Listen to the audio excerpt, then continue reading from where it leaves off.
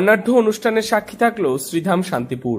মহাকবি কৃত্তিবাস ওঝার জন্মভিটে এক রাজকীয় রাম মন্দির গড়ার সংকল্প নিয়ে আকাশ থেকে ঝরে পড়ল কয়েক কুইন্টাল পুষ্পরাজি। পশুপতিনাথের কায়দায় পুষ্পবৃষ্টি। নেপালের বিখ্যাত পশুপতিনাথ মন্দিরের আদলে এদিন শান্তিপুরের আকাশে উড়ল 5টি অত্যাধুনিক ড্রোন।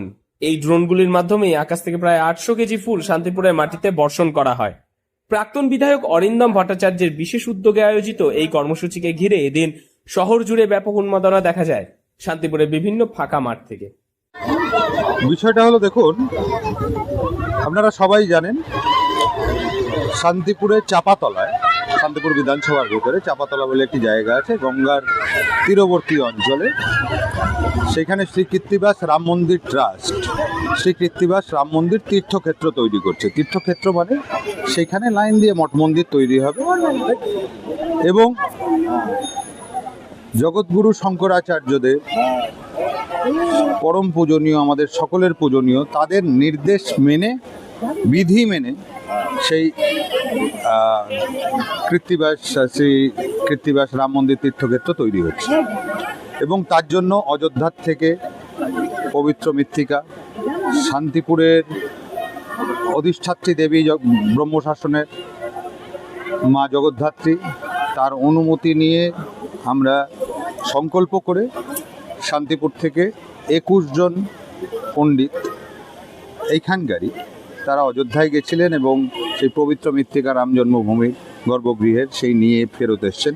ভোট আবহে বড় ফুল, ছোট ফুল, 3 ফুল দেওয়ালে আঁকা থাকলেও গোলাপ ও গাঁদা ফুলের পাপড়িতে ঢেকে যায় কৃত্তিবাস আঙিনা। উদ্যোক্তা শান্তিপুরের প্রাক্তন বিধায়ক অরিন্দম ভট্টাচার্য জানালেন, কয়েকশো বছর আগে যে শান্তিপুর ধর্ম, সংস্কৃতি, পাণ্ডিত্য নিয়ে চর্চিত হতো সারা বিশ্বে, বর্তমানে তা আবারও ফিরিয়ে নিয়ে আসার এবং আত্মনির্ভর শান্তিপুর গড়ে তোলার লক্ষ্যে শুধু মন্দির নয়, হাজার হাজার ভক্ত সমাগমে শ্রীধাম শান্তিপুর আবারও হয়ে উঠবে আলোচনার প্রাণকেন্দ্র।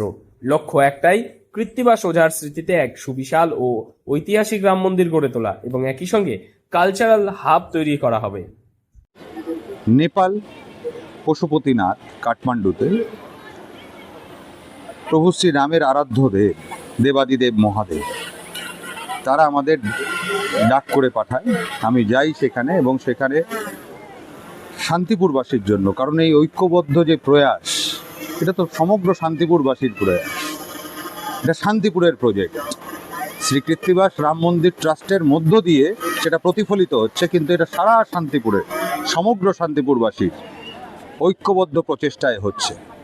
তো সেই সমগ্র শান্তিপুরবাসীর জন্য পশুপতিনাথ মন্দির থেকে ফুল এবং পবিত্র জল সেই দিয়ে পাঠানো হয়েছে কাঠমান্ডুর থেকে শান্তিপুরের মাটিতে ছড়িয়ে দেওয়ার জন্য, যাতে আবার সেই শান্তিপুর পুরনো দিনের ঐতিহ্য ফিরে পায় দেবাদিদেব মহাদেবের আশীর্বাদে, প্রভু শ্রীরামের আশীর্বাদে।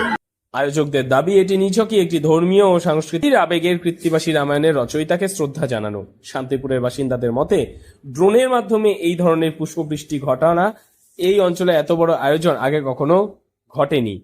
ফলে মন্দির নির্মাণ শুরু হওয়ার আগে এক অন্যরকম আধ্যাত্মিক পরিবেশ তৈরি হয়েছে গঙ্গা পাড়ের এই প্রাচীন জনপদে। নদিয়ার শান্তিপুর থেকে মৈনাক দেবনাথের রিপোর্ট, লোকাল 18 বাংলা।